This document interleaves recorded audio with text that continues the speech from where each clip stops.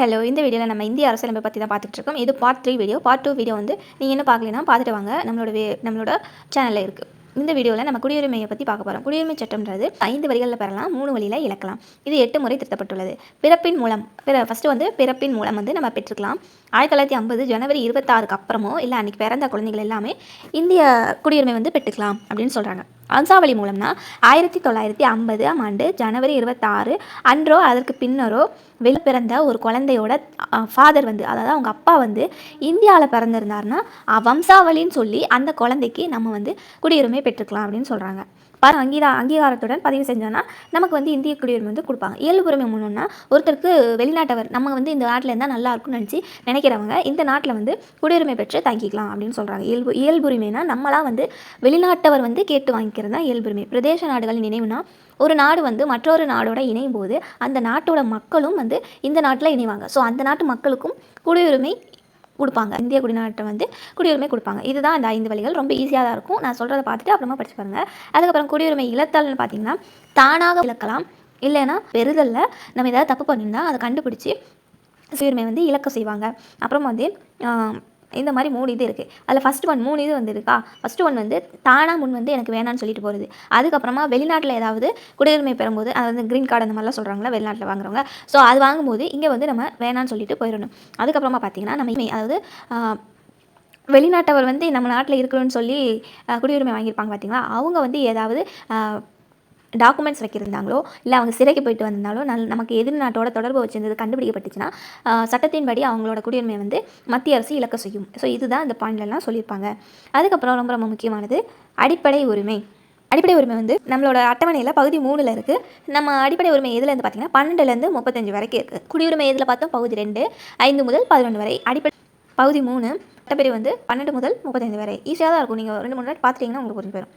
இது வந்து இந்த அடிப்படை உரிமை நாடுகள் அரசியலமைப்புள்ள அடிப்படை உரிமையின் தாக்கத்தால் உருவான. அடிப்படை உரிமை வந்து அமெரிக்க நாடுகளில் உள்ள அடிப்படை உரிமைகளின் தாக்கத்தால் வந்து இது உருவாச்சு அப்படின்னு சொல்லியிருப்பாங்க. இந்த அரசியலமைப்பு வந்து நமக்கு 7 அடிப்படை உரிமை வந்து கொடுத்துருப்பாங்க. அதில் வந்து 7வது இருக்கிறது வந்து சொத்து உரிமை. அதை வந்து நீக்கியிருப்பாங்க. தற்பொழுது வந்து 6 அடிப்படை உரிமைகள் தான் இருக்குது. ஸோ இந்திய அரசியலமைப்பின் பகுதி 3 வந்து இந்தியாவோட மகாசாசனம். அதில் அடிப்படை உரிமை வந்து நம்ம இந்தியாவில் இருந்துச்சு. அதில் 1 போய் 6 தான் இருக்குது. இந்தியாவோட மகாசாசனம் வந்து அடிப்படை உரிமை அப்படின்னு நம்ம தெரிஞ்சுக்கணும். அரசியலமைப்புக்கு உட்பட்டு தீர்வு காணும் உரிமை பிரிவு 32ல் இருக்குது. நீதிமன்ற முத்திரையுடன் நீதிமன்றத்தால் வெளியிடப்படும் கட்டளை அல்லது ஆணை பேராணை. நீதி பேராணை அதுலேயே இருக்குது. வெளியிட ஆணை வந்து கட்டளை அல்லது ஆணை வந்து நீதி பேராணைன்னு சொல்லுவாங்க.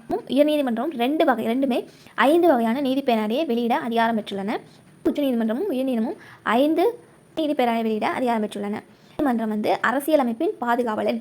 உச்சநீதிமன்றம் என்னதுன்னா அரசியலமைப்போட பாதுகாவலன், அதாவது சட்டத்தோட பாதுகாவலனே நீதிபதி தான். ஸோ அதை தான் சொல்கிறாங்க உச்சநீதிமன்ற அரசியலமைப்பின் பாதுகாவலன் சொல்கிறாங்க. அம்பேத்கரின் கூற்றுப்படி சட்டப்பிரிவு 32 வந்து இந்திய அரசியலமைப்பின் இதயம் மற்றும் ஆன்மா. என்னது சட்டப்பிரிவு 32 வந்து அரசியலமைப்புக்கு உட்பட்டு தீர்வு காணும் உரிமை. இதுதான் அம்பேத்கர் வந்து இதயம் மற்றும் ஆன்மா அப்படின்னு சொல்கிறார் இந்திய அரசியலமைப்போட. என்னென்ன பார்த்தோம், அரசியலமைப்புக்கு உட்பட்டு தீர்வு காணும் உரிமை வந்து சட்டப்பிரிவு 32. இதில் வந்து நீதிமன்றத்தோட ஆணையோடையோ இல்லை கட்டளையோடையோ முத்திரையுடன் வெளியிடப்படும் கட்டளை அல்லது ஆணை தான் நீதி பேராணை. உயர்நீதிமன்றமும் உச்சநீதிமன்றமும் 5 வகையான நீதி பேராணை வெளியிட தகுதி பெற்றிருக்கும். உச்சநீதிமன்றம் வந்து அரசியலமைப்பின் பாதுகாவலன் சொல்லுவாங்க. அம்பேத்கர் வந்து என்ன சொல்கிறாங்கன்னா சட்டப்பிரிவு 32 இதயம் மற்றும் ஆன்மா, அரசியலமைப்போட இதயம் மற்றும் ஆன்மா அப்படின்னு சொல்கிறாரு. சட்டத்திற்கு புறம்பாக ஒருவர் கைது செய்யப்படுவதிலிருந்து இது பாதுகாக்கிறது. சட்டத்திற்கு புறம்பாக நம்மளை வந்து யாராவது கைது செஞ்சாங்கன்னா இந்த ஆட்கொணர்வு நீதி பேராண்மை வந்து நம்மளை காப்பாற்றும். கட்டளையுறுத்தும் நீதி பேராண்மைனா மனுதாரர் சட்ட உதவியுடன் தனது மனு தொடர்பான பணியினை சம்மந்தப்பட்ட துறையிலிருந்து நிறைவேற்றிக் கொள்ள முடியும். அது நம்மளோட வேலை வந்து அங்கே நடக்கவே இல்லைன்னா நம்ம வந்து மனுதாரர் சட்ட உதவியுடன் தனது மனு தொடர்பான பணியினை சம்மந்தப்பட்ட துறையிலிருந்து நிறைவேற்றிக் கொள்ள முடியும். தடையுறுத்தும் நீதி பேராணை ஒரு கீழ் நீதிமன்றம் தனது சட்ட எல்லையை தாண்டி செயல்படுவதை தடுக்கிறது. தடையுறுத்தும் நீதி பேராண்மைனா ஒரு உச்சநீதிமன்றம் சின்ன சின்ன கோர்ட்லாம் இருக்குது பார்த்திங்கன்னா, அது வந்து எல்லை மீறும்போது அதை வந்து தடுக்குது. ஆவணக்கேற்பு நீதி பேராணை உயர்நீதிமன்றம் ஆவணங்களை நியாயமான பரிசீலனைக்கு தனக்கோ அல்லது உரிய அதிகாரிக்கோ அனுப்ப செய்ய கீழ் நீதிமன்றங்களுக்கு இடும் ஆணை ஆகும். பேராணை சட்டத்திற்கு புறம்பாக தகாத முறையில் அரசு அலுவலகத்தை கைப்பற்றுவதை தடை செய்கிறது. சட்டத்திற்கு புறம்பாக நம்ம வந்து அரசு அலுவலகத்தை கைப்பற்றுவதை தடை செய்கிறது. ஸோ இவ்வளோ தான். இதுக்கப்புறம் வர பேஜஸ்லாம் நெக்ஸ்ட் வீடியோவில் பார்க்கலாம். தேங்க்யூ.